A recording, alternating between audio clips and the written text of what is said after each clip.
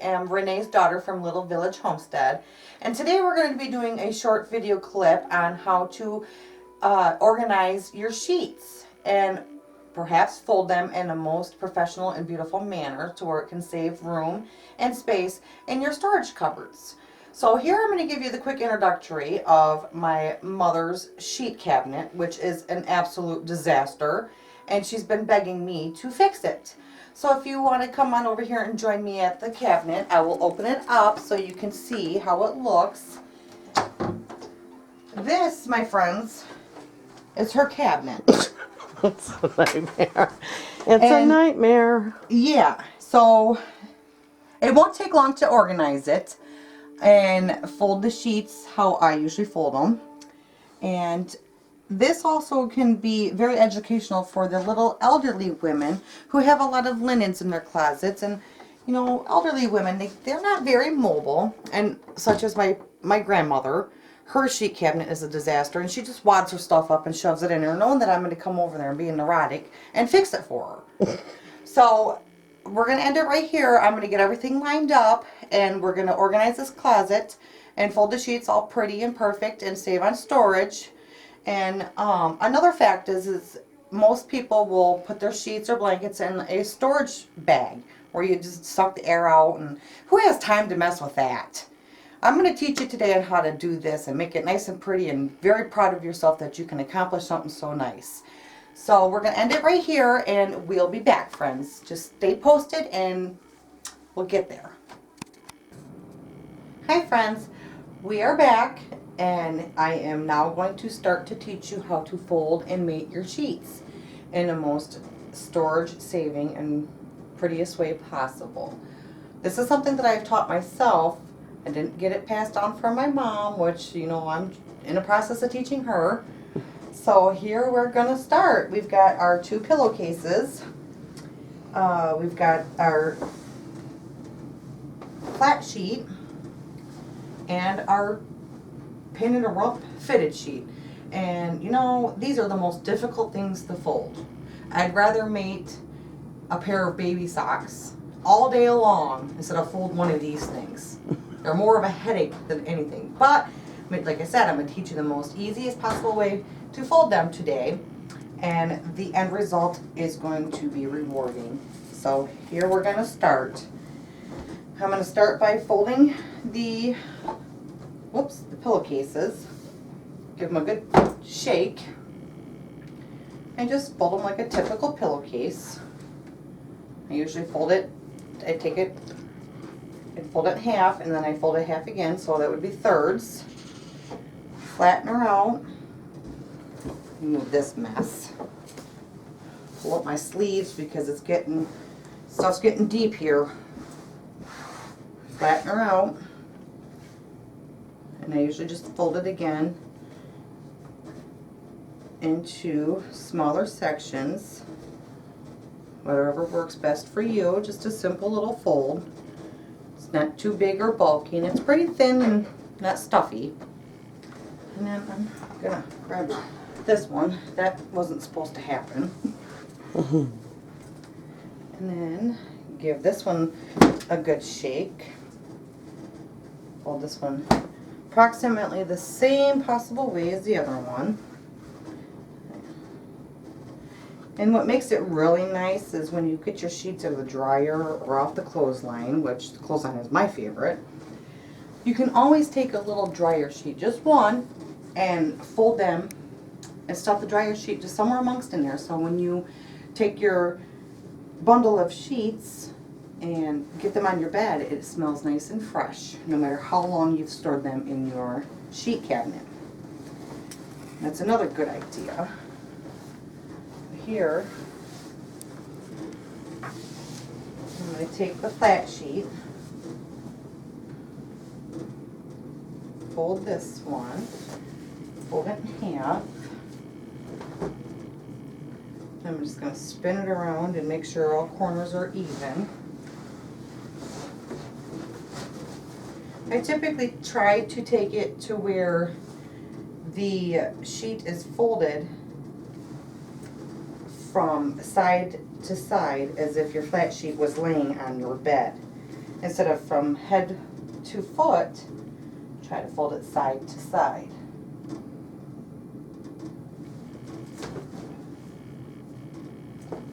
And then fold her again. So here we got a nice little folded flat sheet, and fold it again. So basically you've got a narrow but long flat sheet. And this is going to be what keeps it all together. Just make it a little bit neater at the bottom. Flatten her out.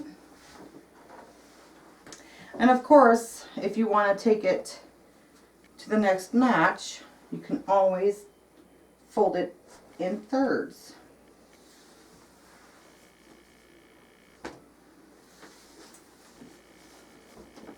For better storage in case you have quite a few sets of sheets.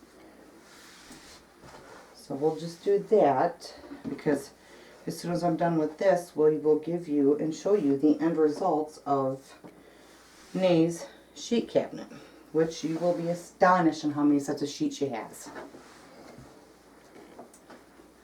Okay, so then take this, fold it in half, push it aside, and then here goes this wonky thing. Whoops. So I'm just going to take it, spin it around. Whoops, that wasn't supposed to happen, friends. I almost fell into the closet. I'm going to take the flat sheet, spin it around, and try to have the pockets tucked in with the tag in. Make sure they're all pretty much tucked in instead of messed up, because it's just going to make it a little bit harder. So all of my pockets are inside out. It is right side in. Sorry, friends. So then I'm going to take it, put my index finger right at the first corner, shove that back out, find the farthest pocket but on the same side, tuck that over my index finger, it's still poking in there. So then you just got this mess, which is, this is very simple to go from here. Stretch it out, lay it down. These are already, you got your two pockets. You got this pocket here, you flip it over and you got that pocket. So you just made them, and you do the same thing over here. You got this pocket, which tucks into that one.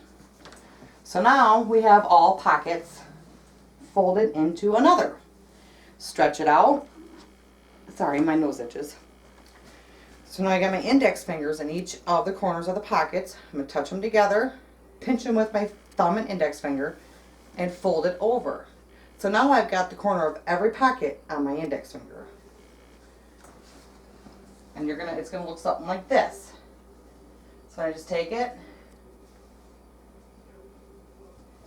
give her a good little shake, flatten her out, and of course you're not gonna have all sides being even and nice and pretty.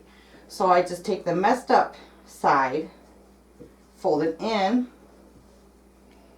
until I get a nice straight line. I don't worry about this because you're never going to get past that.